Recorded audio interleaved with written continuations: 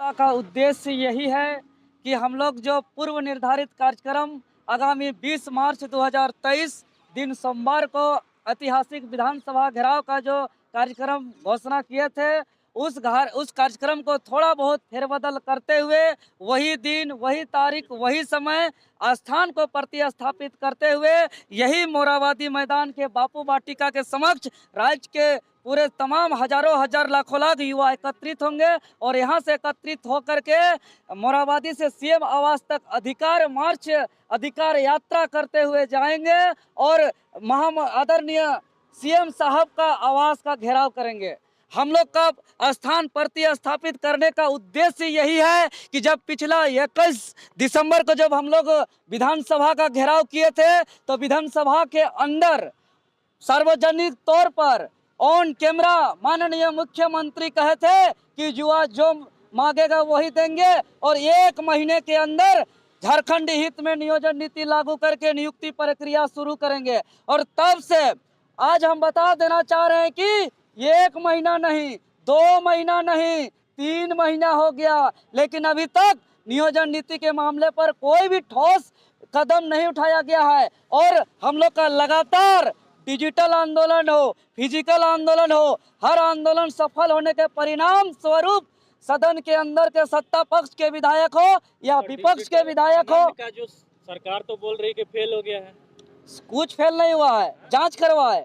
हवाई बोलने से नहीं होता, कितना झूठ बोलिएगा। हम लोग का डिजिटल और फिजिकल का सफल आंदोलन के परिणाम स्वरूप सत्ता पक्ष के विधायक भी और विपक्ष के विधायक भी सदन में लगातार सवाल खड़ा करें कि मुख्यमंत्री महोदय अब नियोजन नीति के मामले पर कुछ बोलिए, कुछ बोलिए, कुछ बोलिए, लेकिन कुछ बोलिए नहीं रहे हैं, कुछ बोलिए नहीं रहे हैं। मतलब हमारा समस्या का जड़, क्योंकि सदन में तो आवाज उठ ही रहा है, तो हमको समस्या का जड़ हम लोग का सीएम साहब हैं। तो अगर हमारा नियोजन नीति समस्या का समाधान खोजना है तो हमको समस्या का जड़ पे जाना होगा, अर्थात सीएम का आवास के पास जाना होगा। तो हम लोग आगामी 20 तारीख को पूरे झारखंड के छात्र इकट्ठा होकर सीएम आवास तक जाएंगे।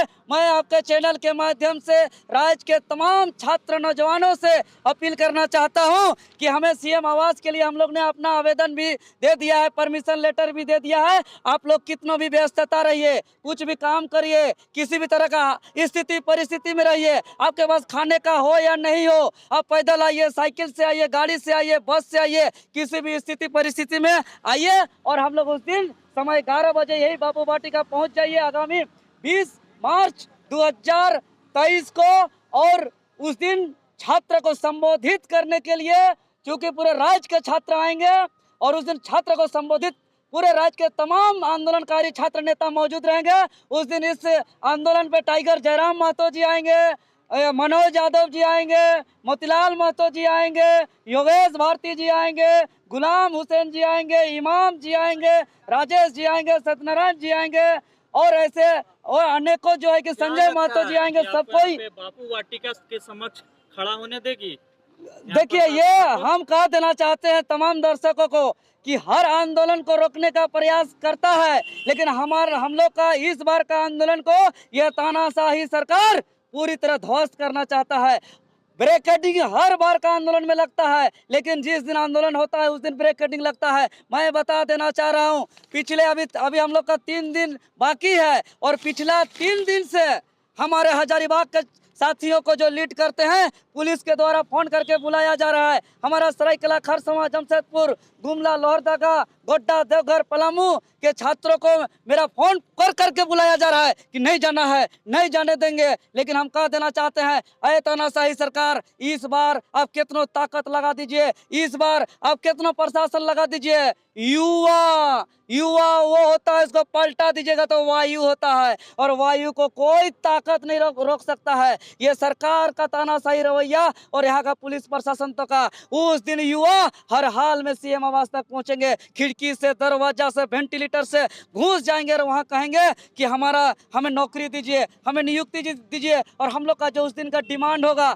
जल्द से जल्द नियुक्ति प्रक्रिया चालू करिए और हकमार नियोजन नीति 60-40 को वापस करते हुए झारखंडी हित में नियोजन नीति को पारित करके तत्काल परीक्षा आरंभ करिए। और यहाँ जितना सेटिंग गेटिंग ब्लूटूथ होता है या पेपर लीक होता है, इस सब को देखते हुए यहाँ पेपर लीक विधेयक कानून को भी पास करिए साथ ही साथ।